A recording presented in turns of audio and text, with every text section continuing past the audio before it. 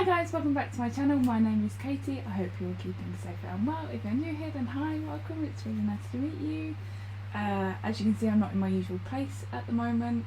Again, still redecorating, still waiting on my wardrobes and my new chest of drawers to be delivered until I can put those in and then hang up everything, which needs the hooks to hang up my sunflower background, which will be going up, but I've just got to decide where I can put it at the moment, so bear with me. So for now I'm in front of my green wall, which I'm aware on camera doesn't look very green. It's quite light green, so it is green, but it doesn't look very green on the camera.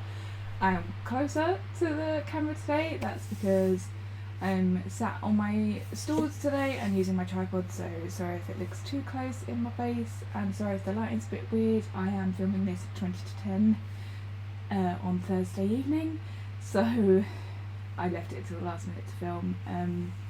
I went out earlier today, so I didn't film, and then thought, oh, I'll just film later, and it kept being like, oh, I'll just film later, and then here we are.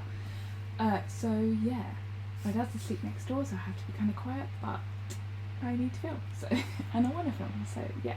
As you can see by the title, today's video is like pet peeves theatre edition. I don't really know how I'm going to title it yet, but it'll be something around that.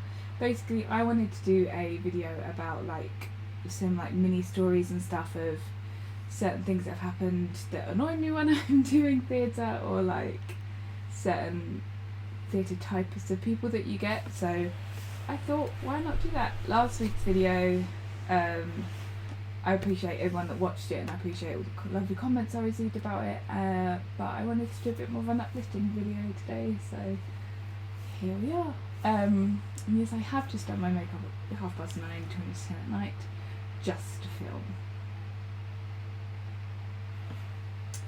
So here we are. Yeah, let's get into it. Okay. So there's people kicking off outside. I'm scared. Please go away. It's fine, I'll just wait for you to finish your conversation. It's totally fine. I have all the time in the world. It's totally fine. Are you done? Oh, no. You done? Okay, they're done. God's sake. Bloody hell. Yeah, so, I wanted to talk about, I don't really know how to start this video. Basically, so, some of the things that annoy me when I'm performing. So obviously I've said in videos before, I've been performing since I was 4, but there was stuff like in college / uni that started to annoy me more, because I started to like be aware of the industry and be aware of what was expected, etc. So when people do certain things, it really gets on my nerves. So here we are. One of the first things that I will say is a massive annoyance of mine when it comes to performing is people that turn up late. It just aggravates me, because it's harder when you've got a full cast, everyone else is there, and there's one person that's like, oh, I'm gonna be late, because like then you can't do anything, you can't start, you can't like, because it will always get to their line, and then you're like, well, we can't carry on because they're not here yet. And I don't know if it's because my anxiety makes me there extremely early anyway, but I would never dream of being late if I like, unless something happened. I always say to people that I work with now, like, I'm always on time I'm always early / on time. If I'm not, something's wrong. If I'm late, something is wrong, because my anxiety forces me to be there like an hour before we have to actually be there. Oh, sorry, give me 1 second. Sorry, my laptop's having a bit of a freak out, but it's sorted, all good. So yeah, one thing that really gets on my nerves is when people are late, and then they turn up just like, hi, yeah, sorry I'm late, like some really stupid excuse. And then you're all like, okay, well, like, can we get on with it? And they're like, oh, but do you just mind if I pop to the toilet, or like, I just need to go and get a drink before we start? Like, you're already late. If you're late, you come in and you're ready to go. If I've ever been late and there's been a reason I've been late, I've then run in, I've chucked my bag down, got my script out if we're still on script, and I'm just ready to go. Because I would not dream of keeping anyone like stopped for longer than they need to. But some people just don't care. Like, and that's another thing, like, that ties in with the lateness, is people that turn up that just don't really care. Like, they don't really want to be there. They don't really care about the performance they're doing. They literally have no energy. Like, they will miss several rehearsals in a row and not really care about the consequences for everyone else. We had one person on my university course who was in my class, I'm not going to mention any names for obvious reasons, who just stopped turning up one day, just didn't turn up. He was quite aggressive to a couple of members of the class. He actually threatened me once, which I know if Mike you're watching this you don't believe, but it happened. That's a different story for a different time. And then one day he just didn't turn up. He stopped turning up, he stopped coming to class, he stopped contacting anyone, because initially he was saying like, oh sorry guys, I'm ill, blah blah blah, and then he just stopped turning up. And he lived in the same halls as us, so we used to go and knock on his door and be like, yo, like what's going on, and he just wouldn't answer the door. He stopped coming out of his room, he stopped coming to class, like everything, he just stopped. And it was right in the middle of a rehearsal process, so we were on the like fence as to be like, do we replace him and get someone else to come and cover his parts? Do we cut his parts completely? Or do we have to change everything that we're doing because now we've got one member down?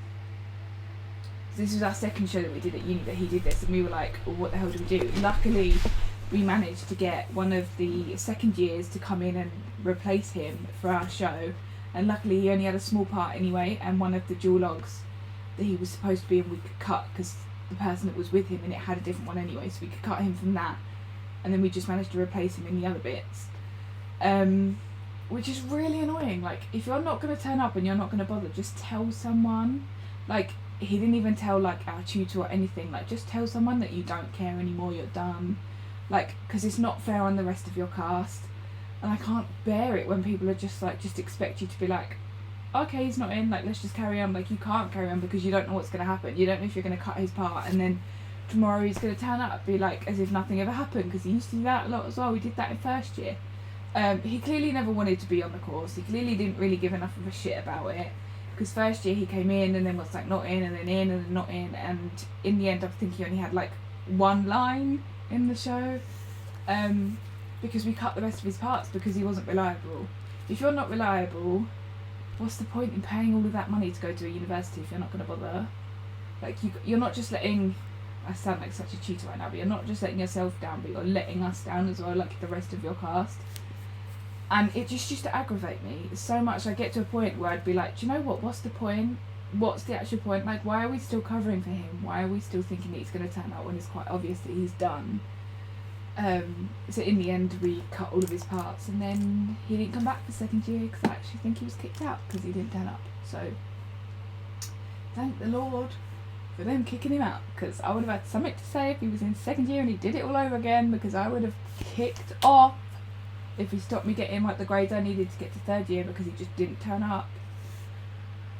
But our teachers were very like supportive and like helped us in deciding on what to do, because we were literally like, what the hell do we do? Like, what do we do now? Because we don't want to cut him if he's there suddenly going to turn up. And then they were just like, just cut him. If he turns up, he's not in it. End of. So that drives me mad. That's another sort of type of person in the theatre industry that I can't abide. Like, just go home, hun. Just leave. Just don't bother. I don't understand why you're here. You don't have any talent anyway. Oh, that was really quite mean. I mean, he didn't have any talent anyway. So, just facts, you know. It is what it is. Anyway, there's so many types of theatre people that just grate on you, and there's always the one person in, especially when you're doing musical theatre. So I did musical theatre when I was younger, before I decided that singing wasn't my thing. Well, before I realised I couldn't sing for the life of me, so I did contemporary. But when I did musical theatre, you always have those people that are really passionate, and God love them, because they're really passionate, they're really like, know all of their stuff, they know everything, but they just can't sing. Like, you're missing the one vital part, is that you can't sing, but they believe they can. They believe in their heart that they are the next Whitney Houston, that they are the next Kerry Ellis, that they're the next Ben Platt, whoever you want. Like, they believe they are the next sensation in the musical theatre world, and they just can't hold a tune. And I mean, God loves a trier, there's only so much you can try before everyone's ears are bleeding, hun. Because, like, you're tone deaf. There was a moth in my room. Hun, if that comes anywhere near me, I might cry. I don't like flying things. It's unnecessary. Anyway, so yeah, there's always that one person that, like, really believes that they're amazing, and then, like, you don't have the heart to tell them that they're not. You don't have the heart to be like, well, no, you're not good, because then, like, you're going to destroy all their hopes and dreams. But you feel like a teacher or a leader or something should be the one to tell them. But when they don't, you're kind of just sitting there like, you're like enabling it, and that's when you then get people on university courses and trying out for drama school who can't sing, and then have the harsh reality thrust upon them that they should not be doing a musical theatre degree. And that's sad. Like, if they were told before, they might have been able to, like, overcome it, but then that's when, oh my god, it's near me, sorry. Sorry. Don't like flying things. That get, like, the harsh reality where it then upsets them more, knowing that they've been rejected because they can't necessarily sing. Whereas if they were told before, they'd be able to, like, figure out a different way, like a different route. Like, I did, like, contemporary theatre. I was never told I couldn't sing. I knew I couldn't sing. But that's the thing, I knew I couldn't sing. Like, my brother is an amazing singer, and he got all that talent, and then I got the humour talent. I don't like saying that I'm funny, but I mean, I'm funny, you know, so. God, it sounds so vain, I hate it. Isn't it so bad that when you, like, know you're talented in something, when you say it out loud and you're like, oh, I'm this or I'm that, like, you're made to feel so bad and, like, you're being, like, really vain. But why shouldn't you feel proud of what you're talented of? Why shouldn't I be like, yeah, I'm funny. I'm proud of the fact that I'm funny. But I'm made to believe, like, I shouldn't be proud of it, and that I should be like, that's too vain to say that you're funny. Like, step back. Anyway, that's completely off topic. That's a different situation. So yeah, that's another thing that really drives me mad, when people, like, just don't. I mean, I'm guilty of it myself. Like, don't tell people when maybe you should think of a different way around things. Like, maybe you shouldn't because you can't. It's harsh, but sometimes you've just got to be like, singing's not for you, babes. It's not for you. Okay, on to the next thing. So I'm going to start rambling about people that can't sing, and that's not fair because I am one of them. Another thing that drives me mad, I had them all written down, but I've lost my list, so this is just off the top of my head, so I'm so sorry if this video is a bit all over the place. Another thing that drives me mad in the theatre industry is when people move a prop. If I've put my prop somewhere, I've put it there so I know where it is. I know it's in the place that I've left it, so that if I have to come off and quickly grab a prop, I know it's there. If I come off stage and I have like a 30-second turnaround and I've got to grab a prop and get a quick costume change and come back on stage and my prop ain't there, crap's gonna hit the fan. Because what am I supposed to do? Go back on stage and imagine I've got a prop in my hand? I mean, yeah, you probably could do that, but in some situations where you need a prop and it's like a specific thing, like once I had a Shogun, like if that prop wasn't where I'd left it before, what am I supposed to do there? If someone hadn't put it, like, because we were sharing the guns, so someone put the bag down in a specific place, if they hadn't put that bag there, I can't just go up and be like, pew pew, ruins the whole show, didn't it? Like, you can't just stand there like with my fingers in a gun shape and just be like, oh yeah, I've got a gun. No, you haven't, hun. People know you haven't got a gun. Don't move someone's prop. If it's put there, leave it. It's there for a reason. It drives me mad because it's the people that are like, oh, I just tidy up the backstage. But you're tidying up the backstage and moving everything that everybody needs, and now they have no idea where it is. Just leave it alone. Oh, another thing that drives me mad, we had this when I was doing Amdram. We had this one family that was like, how many was there? 3, 4, 5, like 7 in the family. And they used to come to the drama group and they used to bring the whole family. Like, so there was the 3 kids that performed, so they'd then bring the mum, the dad, the nan, the granddad's best friend's cousin's daughter. Like, it was the whole shebang, right, every rehearsal. And I'm not being funny, but you don't need to bring everyone. Like, I wasn't like, oh yeah, like, let's get all of my friends and family to this rehearsal. Like, fair enough, them coming to the show. Like, whatever, hun, you sell them tickets. You make that money. But they don't all need to turn up in the rehearsal room. Like, and just sitting there and just having a chat. And they were loud. Right, when I tell you loud. Like, if people are rehearsing, shut up. It's so rude to sit there. Like, if you're whispering, fine, because we can't hear it. But if you're sat there having a full-on chat and you're laughing, you're joking, you're slurping your tea like a pig, like, like, shut up. You do not need to be, oh God, you do not need to be that loud when, like, anyway, in general life, you do not need to be that loud. And you especially do not need to be that loud when people are rehearsing. Like, if I can't hear the person stood next to me saying their line because you're having a chat in the corner, you're too loud. Because I need to hear that line to know my cue. And if you're too loud, I ain't going to know my cue and I'm going to mess up the whole rehearsal because of your fat mouth. Be quiet. Makes me so angry. It's just so disrespectful. Like, you wouldn't do it if you were like, well, some people do it. If you go and watch a performance on the West End and people are talking, people forget that you can hear that on stage. Like, if you're having a full-on chat or you're like, some people are on their phones, like, people can hear that. It's disrespectful. It's the same thing in rehearsal. If you're running a rehearsal and you're talking like out loud, like, it's so distracting to the people performing. You then lose focus, you then don't know what your line is, you miss a cue because you can't hear. Like, it's disrespectful. So if you're in a rehearsal room and people are rehearsing, shut your mouth. Be quiet. And when I say this family, Jesus, they were so loud. It was literally to a point where our drama teacher at the time was like, I don't know how we can carry on rehearsing if they're going to come in. But because they had 3 kids in the show, they were obviously making a lot of money off the family every week. So they were like, but how can we tell them, like, they can't be here?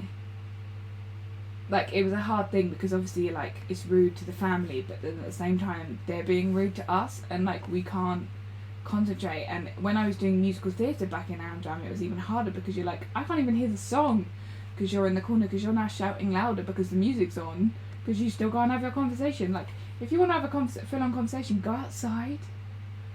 Like, honey, it's sunny. Go outside, have a little drink, sit out there, have a chat. Don't come into the rehearsal room and speak loudly. I beg of you, just please be respectful of the people rehearsing, because it's the worst thing in the world. And in auditions, it annoys me when you're auditioning. I had this when I started uni and I auditioned for Bournemouth. I went in for my audition and they were sat outside and they were chatting outside and you could hear them in my audition. So I was trying to, like, I was really nervous. I was absolutely crapping myself. And I was trying to, like, perform this monologue. Like, I can hear everyone outside and it's so distracting. And even then, like, when I finished, my tutor was like, well done for keeping going, because they were so loud and I don't know how you managed to keep going because it's so distracting them being loud. And she then had a go at them for it because they were, like, laughing and joking in the hallway. Like, when I'm trying to do an audition, like, if they can't hear me, they don't know if I'm any good. They could have just accepted me because they thought, oh, we feel bad for her. I hope they didn't do that. Can anyone at Bournemouth confirm if they accepted me just because they felt bad for me? Then I'm actually a talentless piece of poo, because sometimes I feel like it. Oh God, I miss drama. Not drama, like, I miss theatre drama, not just drama in life. I've got too much of that, and that's just, I can't deal with that. So, what else is it? I knew there was something else on my list.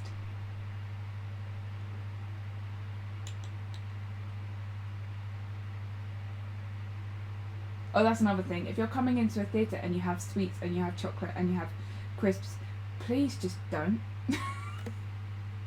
Just don't. The packets are so frustrating. Like, if you're, like, in Bournemouth, for example, we would be on the stage and you can hear a packet open at the back of the, like, seating rig. Like, it echoes because there's no other noise apart from the people on stage. If you're just talking, you can hear that. Another pet peeve of mine, actually, that's, like, in regards to volume, when people don't it's going to sound really shady, when people don't project their voice, even though the director has told them several bloody times, project, I can't hear you, I'm sitting in the back of the rig, I cannot hear you, and they're still not projecting. I have quite a loud voice sometimes anyway, so when I'm performing I just naturally project it. I don't know, it just sort of happens. I think I'm just trained to do it now, since I've done it since I was 4, like I just know how to do it, so I just naturally do it. But some people really can't, and I know it's not their fault, but like, and if people can't hear you, like the whole point of the show is missed. So just be louder, like. But then they get then they're like, oh, then they start shouting. So instead of projecting, they start shouting because they think, oh, they can't hear me, so I'll shout.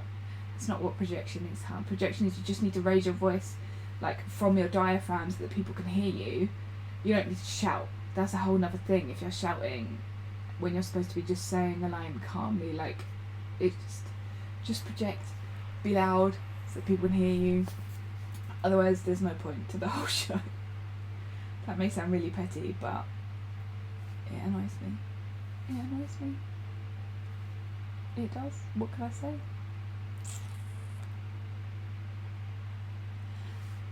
So final thing I'm going to say, because I'm getting quite angry. So final thing I'm going to say is, if you are in the wings before you go on, don't be an idiot. Don't be prattling around. Don't be pushing people. Don't be shoving people. Don't be singing. Don't be talking in the wings, because everybody can hear that. If you're stood in the wings talking, it echoes. So everyone in the auditorium can hear it. So just shut up. And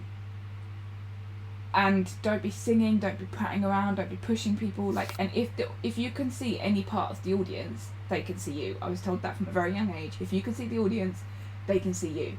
So step back. You do not have to be shoving your head like round like a 4-year-old child on his first performance trying to see their mum in the audience. Like, just step back. Just like be respectful in the wings to the performers on the stage and to the audience trying to watch the performance. Just generally be respectful in the world of theatre is what I'm trying to say. And don't, for the love of God, try and joke about saying the name of the Scottish play, the actual name. If you don't know what it is and you Google Scottish play, it'll come up. Don't put around and say that in the wings, I beg of you, because you may not believe that it's a thing, but I believe it's a thing. And if you say it near me, I ain't going on stage. I'm not doing it. I'm not doing the show. I'm refusing. I'm going home. See you later, hun. Packing my bags. Ta-da. Ta-da. Ta-ta, even. Jesus Christ, you can tell it's late. I don't know what I'm saying.